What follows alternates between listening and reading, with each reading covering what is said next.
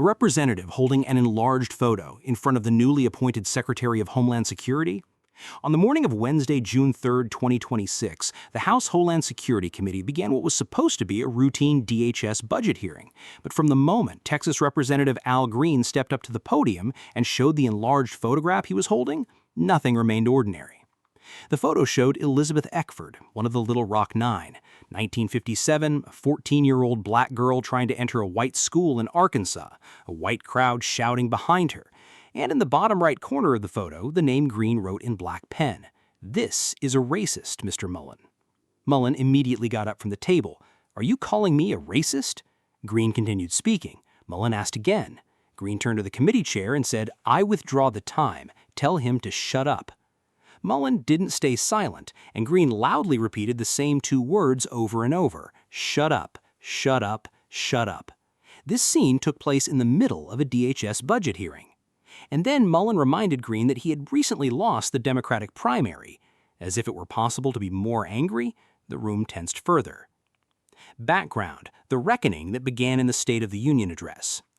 The explosion that occurred in this session did not happen overnight. Its roots go back to the State of the Union address in February 2026. Trump's social media account shared a video themed around election integrity days before the State of the Union address. The video included a short animation showing Barack and Michelle Obama as primates. Trump immediately removed the video. Green brought this incident to the State of the Union address in February 2026. He held a sign that read, "Black people are not monkeys." At that moment, Mullin, who was still a senator, got up from his seat and tried to take Green's banner. This first confrontation was captured on camera. The tension between the two became tangible that day, and 4 months later, the same two names faced off again in a DHS hearing. Green had taken numerous high-profile actions since that day. He was removed from joint sessions of Congress. He made many attempts to impeach Trump. He joined the Abolish the Regime protesters and recently lost the Democratic primary. This context was extremely important. Green's entrance to the trial was not from a momentary anger, but from a desire for confrontation that had been building for months, and Mullin was right in the crosshairs. Photo and accusation. Green's calculated move. Green was prepared when he took the stand. The photo had been enlarged, the name was written in pen, and his speech was undoubtedly headed towards this scene. Green described Mullin as racist during the hearing. Showing the enlarged photo in his hand, he explained that Mullin had written his name on the photo. The photo, initially thought to be Ruby Bridges at first glance, later turned out to be Elizabeth Eckford, one of the Little Rock Nine. Representative Al Green was actually initiating a much larger and premeditated move with those famous historical photos he brought to the budget hearing. In his harsh speech, which he delivered through the history of peaceful protests, the civil rights struggle, and racism, Green directly placed the new Secretary of Homeland Security, Markwayne Mullin, at the very center of this historical complicity. The rupture that occurred in the Congress Hall was definitely not a momentary flare-up or uncontrolled emotional outburst. On the contrary, this was the culmination of a confrontation that had been meticulously planned for months behind the scenes, brought to the biggest stage in front of the cameras. Green had come prepared for the hearing. He'd printed historical photos in large sizes and engraved the targeted names on boards in advance. He managed to turn an ordinary Budget Committee session into a discussion on race, history, and merit, which are America's most sensitive fault lines. However, this perfectly staged scene evolved into a chaotic war, completely out of control, at a point that neither side could foresee. Because Minister Mullin refused to play the passive victim role assigned to him and remained silent. Experienced politicians, when faced with personal attacks during hearings, usually choose one of two paths. They either ignore the attack or they turn to the committee and make a procedural objection. Mullin chose a third path. He responded directly and insistently. Mullin got up from the table and asked directly, "Are you calling me a racist?" Green continued speaking. Mullin asked again. Green asked for his time back. Mullin turned to the committee chair. "I will not let him put on the record that I am a racist." Mullin turned to the committee chair. "I will not allow him to put on the record that I am a racist." Mullin said to President Garbarino, calmly but firmly, "I won't let anyone call me a racist, President." Green rejected the remark, then asked Garbarino to silence Mullin. The interesting aspect of this dynamic was that Green said, "I didn't call him a racist," and immediately after that he said, "Tell him to shut up." These two sentences are contradictory. If he didn't say it was racist, why did he want him to be quiet? Green finally said, "I'm taking the time back, tell him to shut up," and Mullin didn't stay silent. "Shut up," "Shut up, shut up," the most extraordinary scene in court history. The committee chair tried to intervene, but at this point the scene had spiraled out of control.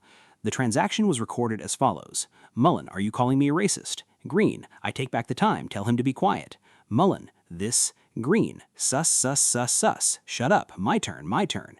Mullin raised his head and visibly responded with surprise to Green's repeated shut up remarks. Green, however, continued to raise his voice. To understand this scene, one needs to establish a context. The phrase, "I reclaim my time," is an official term used in congressional procedure. A representative uses this phrase when they want to continue their speaking time. And when you say that phrase, theoretically the committee chair silences the speaker. But Green turned the procedural term into an emotional plea. "Tell him to shut up," she said, and when the president was slow to intervene, Green started saying "shut up" himself. Shortly after, Mullin continued speaking. Green raised his voice even more. Before the fight could fully subside, Garbarino finally intervened, asking the committee members to focus on the issues at hand rather than each other's character. Mullin's personal blow: "You lost the election." As the committee chair tried to maintain order, Mullin made a final move, and this move turned into the most striking personal attack of the hearing. Garbarino asked committee members to refrain from comments about each other's character. After this warning, Mullin made a personal comment about Green recently losing the Democratic primary. Green's political future was truly uncertain. Due to his numerous protests and reactive behavior in the town hall, he had started to receive criticism even from a segment of the Democratic base. "You lost the election." This sentence came immediately after the president's warning to avoid personal comments. So Mullin delivered that personal blow even after receiving the warning. This was the final scene of the trial. The two sides' reading style: accountability or madness. This trial was evaluated completely differently from different perspectives, and this difference is as significant as the event itself. The official X account of the Republican National Committee shared the video with the caption "Dead End," and it received 1.4 million views. Green was criticized by some Democratic commentators around him for bringing up issues that have been addressed in a timely manner in a misguided way.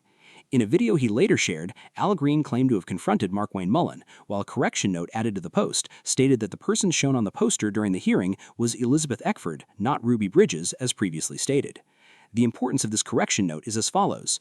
Green misidentified the person in the photo during the hearing, and that mistake instantly weakened a powerful historical reference. A representative who wanted to convey a progressive message misnamed the symbol of that message. This rendered what he wanted to say politically ineffective.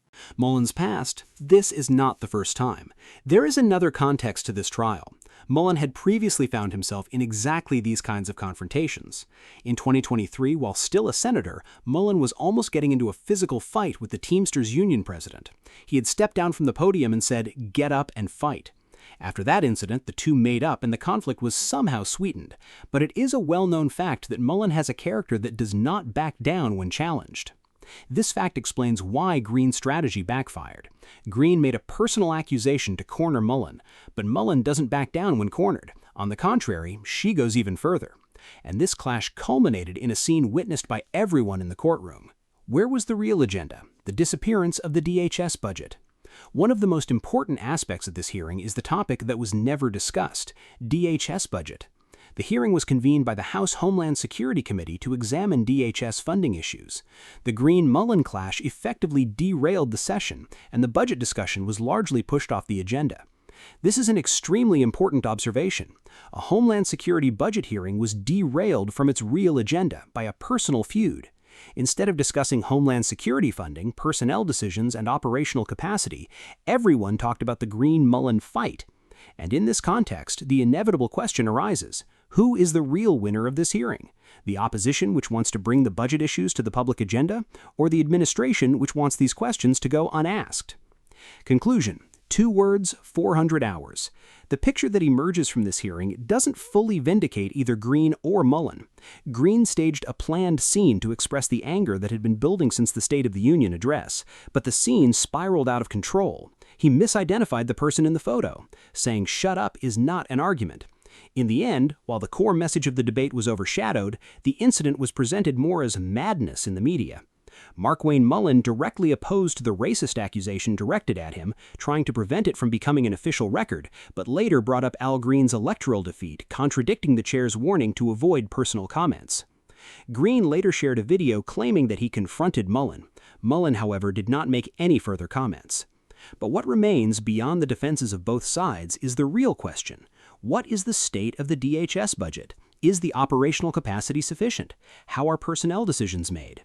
These questions went unanswered, overshadowed by the enlarged photographs and the cries of "shut up." If a hearing is remembered for personal conflict rather than its main agenda, it's not hard to say that both the questioner and the responder have lost. If you want to follow this kind of analysis, subscribe and don't forget to turn on notifications. See you at the next hearing.